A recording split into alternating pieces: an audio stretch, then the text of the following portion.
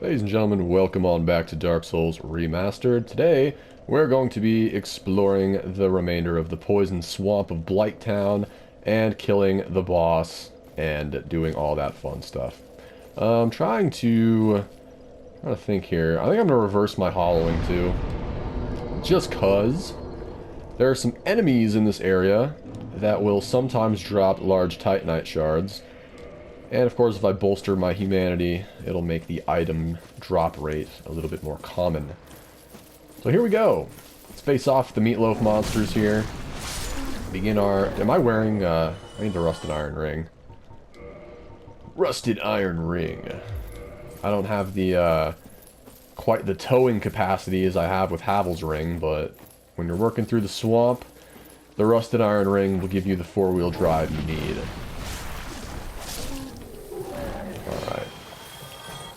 Also, I think these, like, weird giant mosquito enemies infinitely spawn. They just kind of show up and attack you all the time, but they're not really that big of a deal. More often than not, I kind of ignore them. Over here, I believe this is our pyromancy poison mist. Yeah! Also, we get our tattered cloth, tattered set.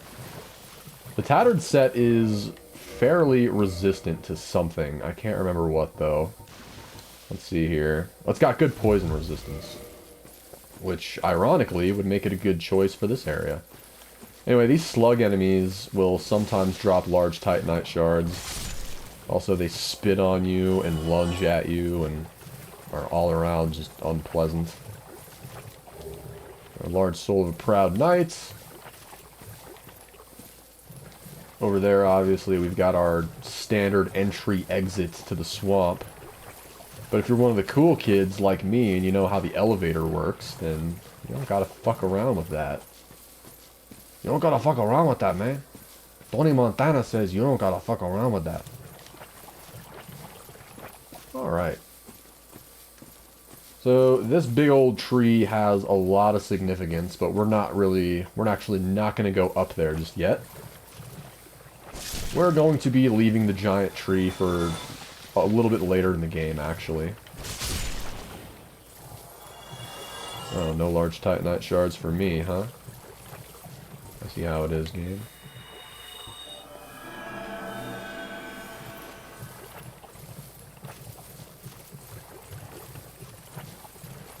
Basically, we're just going to go through here, grab items, fight these guys, and hope that they drop some large Titanite shards. If they don't, that's fine. I'll just go sulk in a corner and maybe write a nasty letter to Miyazaki about how he betrays me when I play his games after everything I've done for him. Miyazaki. I actually designed Dark Souls. Miyazaki just stole it from me. I'm just joking. If somebody hears that and takes me seriously and decides to, like, somehow lawsuit me, just know that I'm joking. What do we got? Hey, a green Titanite shard. They drop those too. Sadly, I don't really have a use for those. Over here, we should have a large Titanite shard. There we go. At least get one for my trouble.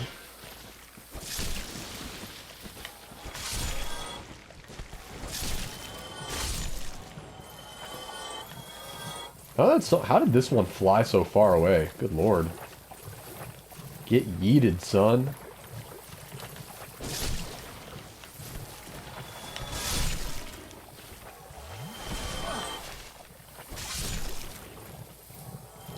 Alright, there's the server. That's another fan favorite weapon. The Dark Souls community loves the server. I'm gonna have to take a look at it here in a sec. Let's take a look at the server. Damn, this thing does pretty good base damage, 107.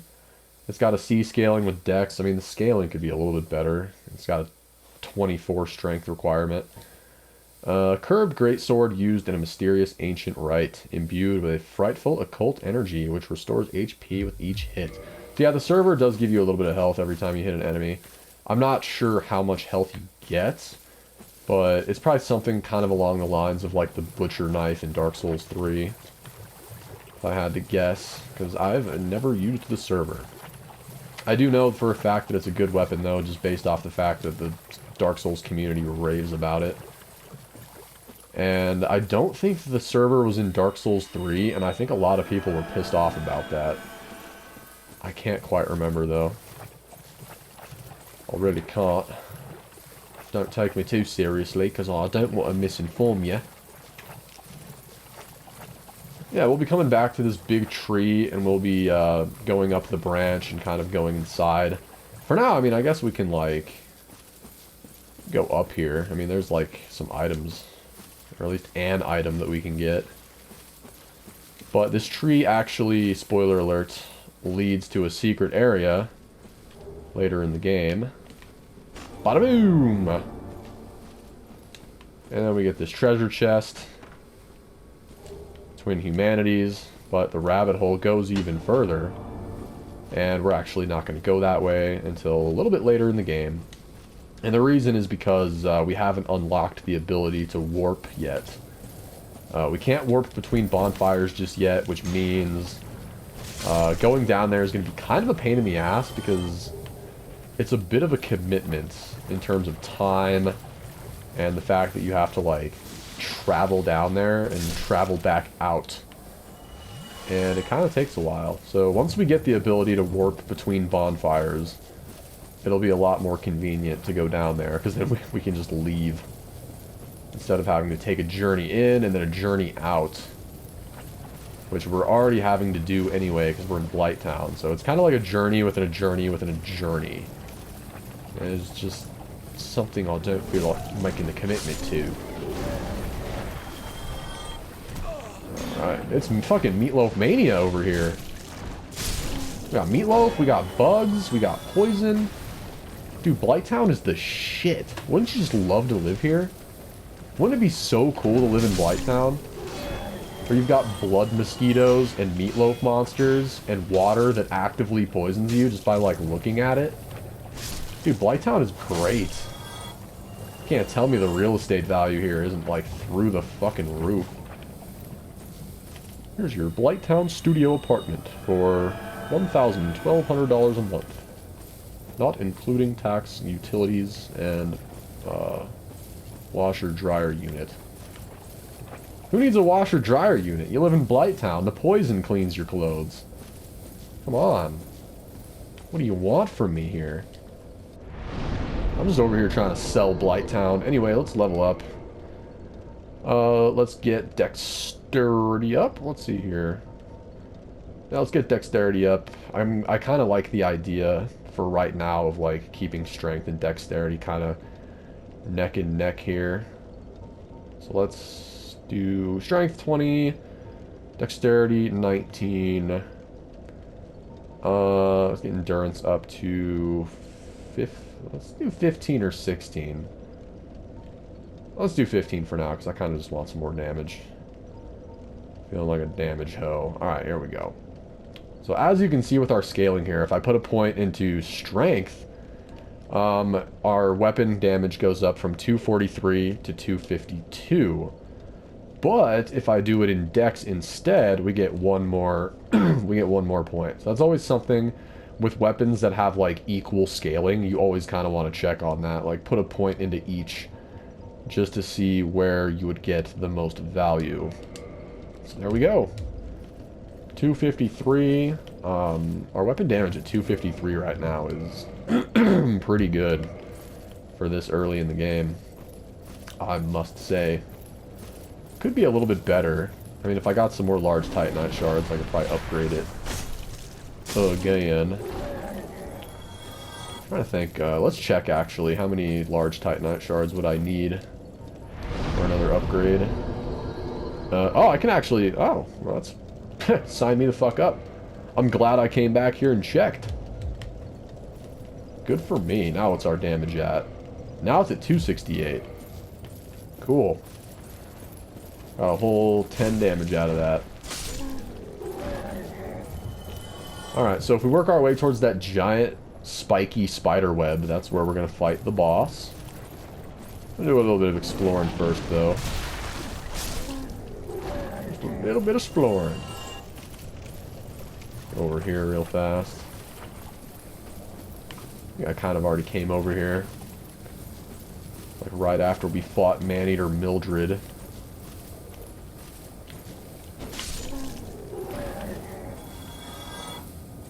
But these guys, as you can see, they're basically giant versions of the barbarian enemies that we fought up on the higher tier of Blighttown. But these guys throw rocks at you. Not only that, they have an unlimited supply of rocks. They can just pull a new rock up out of the ground whenever they throw one. So, this encounter can be tricky for obvious reasons. Oh my god. Yeah.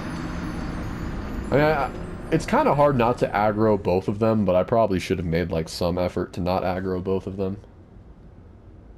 They guard an item. I can't remember what the fucking item is, to be honest. But we're gonna get it. We are going to get it. With the power of archery and friendship. Oh shit. Get that tongue away from me.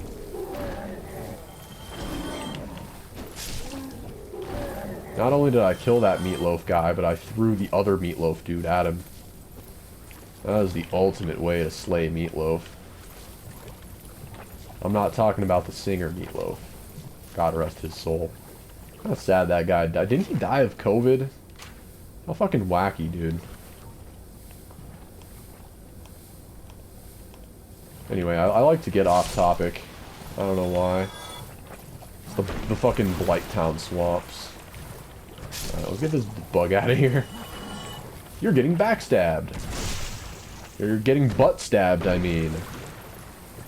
I feel like it should do some extra damage when the rock lands on them, you know? Not only would that be really funny, but it would be really reasonable. Look at that, the rock lands right on him. You're telling me he just gets up? Alright. Thanks for the poop. It's always good to get me some poop. Why not? Alright, where's that other guy at? Where are you, poop monster? God, it is like so dark over here. I can't see a fucking thing. Yeah, why don't you throw that rock, poop man? Why don't you turn that poop into wine? Eric Andre style. Get out of here. Goddamn blood bugs, dude. Goddamn invincibility frames. Ooh, these guys are really easy to fight when there's only one of them. There we go, free poo-poo. Alright.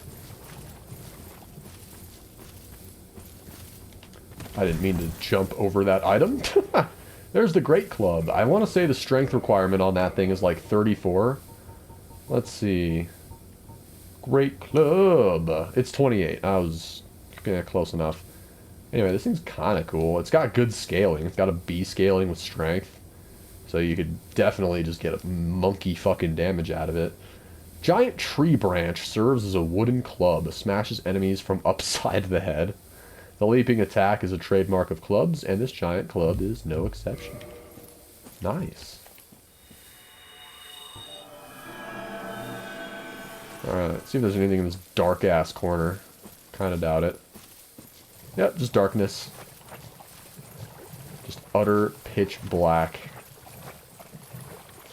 I don't remember Blighttown being this dark, to be honest. I have my brightness turned up all the way. Because, I always do that for recording, at least in Dark Souls, because the YouTube rendering process tends to make videos a little bit darker. Anyway, there's another large Titanite shard.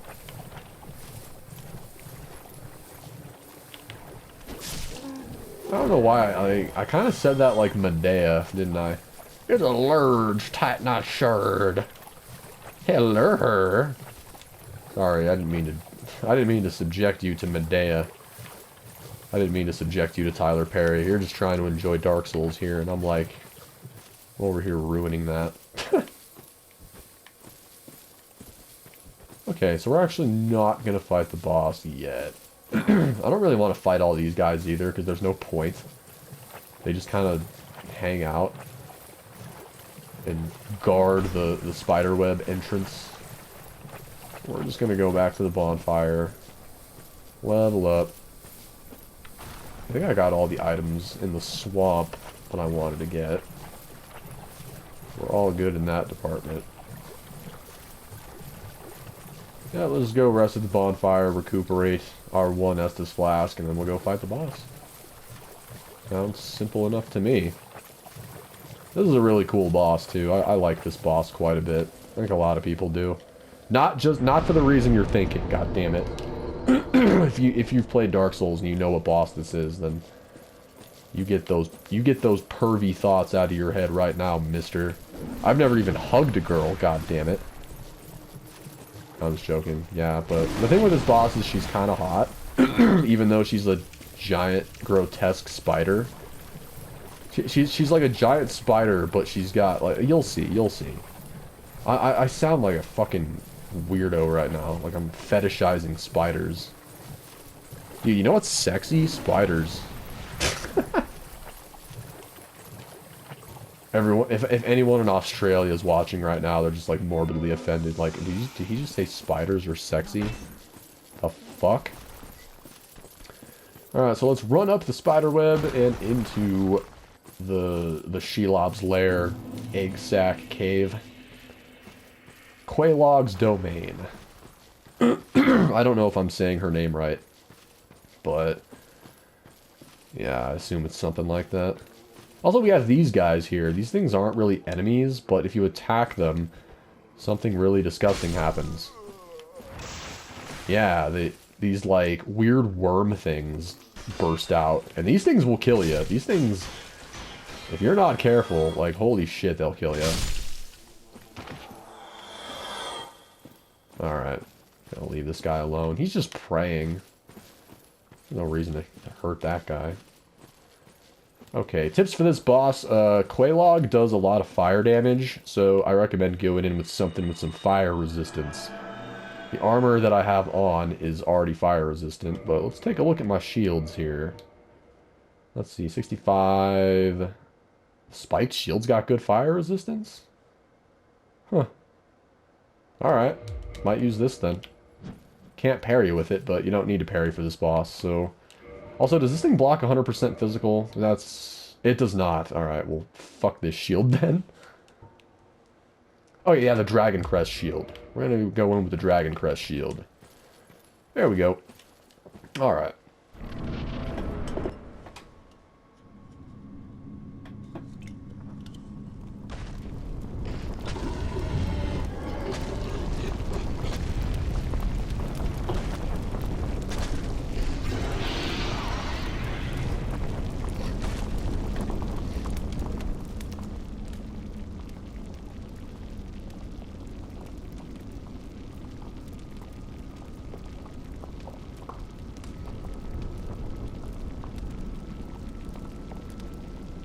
See, she's got some great hair. Yeah, you thought I was going to say something else. Alright. So, for this boss, the main thing you want to watch out for is her AoE. And then when she does that, like, fire-spewing attack, it kind of just restricts the arena. But when you see her sitting still and not doing anything and just acting really suspicious, that's how you know she's probably doing the AoE. So, I'll try to demonstrate it, because that attack does some fucking... monkey damage. Some serious Donkey Kong. But when she's doing her sword attacks, if you stay kind of on her right side here, it's kind of a weak spot where she, like, can't really hit you. It's kind of wacky. So if she just keeps doing the sword attack, now she's doing the AoE, so we're gonna go ahead and back up. And there we go. You just don't want that attack to hit you, because, my god, it fucking wrecks. Alright, she's doing the AoE again. Luckily, I kind of got out of range of it, plus I had my shield up, so we're all good. Alright, we're actually going to try to lure her this way now, because I don't want to deal with that lava. Okay, yeah, just make more lava. That's totally fair. That's totally fair. The lava takes a while to go away, too. I'm going to wail on her while she does this.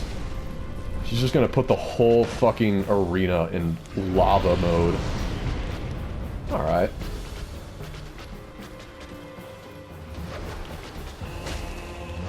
So she's got a bit of a blind spot. Like, as long as you're, like, near her face, she has a pretty rough time hitting you. As long as you kind of commit to being on one side. Like, line yourself up with her front legs. Get out of the way of that AoE. Yeah. I didn't quite get out of the way of all of it, but I did my best.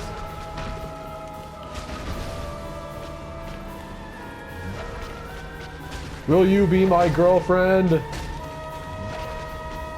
Too late, she's dead. Or almost.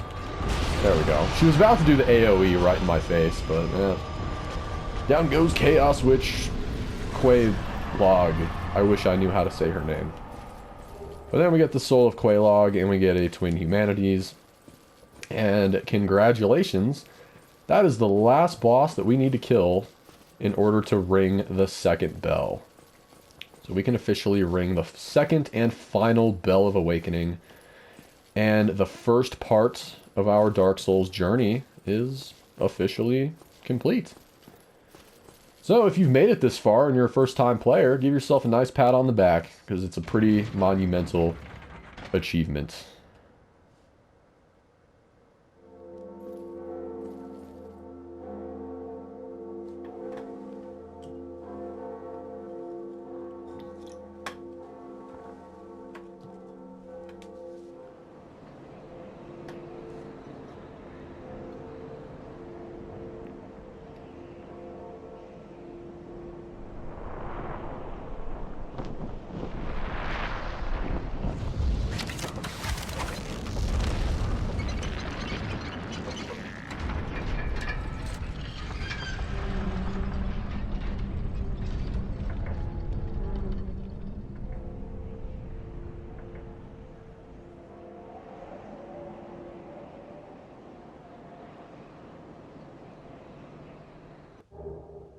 And the gates to Sen's Fortress are open, and we get a Homeward Bone. But before we begin our journey... Oh, wait, shit.